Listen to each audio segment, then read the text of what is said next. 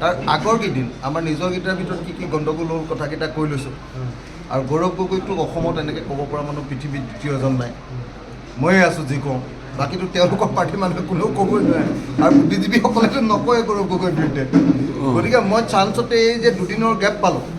এই 2 দিনৰ গেপত অকণমান গৌৰৱ গগৈ গাটো গৰম কৰি দিছোঁ তাৰপিছত আৰু নকওঁ এতিয়া চৰকাৰ গঠন হ'লে চৰকাৰ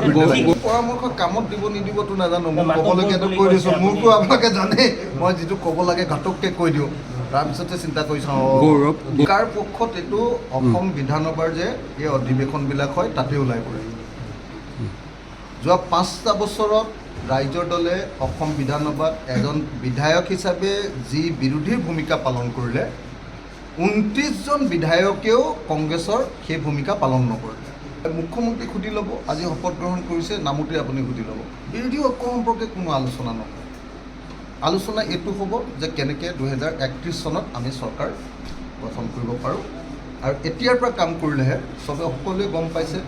যে তুলনামূলকভাৱে বিজেপিৰ সাংগঠনিক শক্তি গোটেই অসমত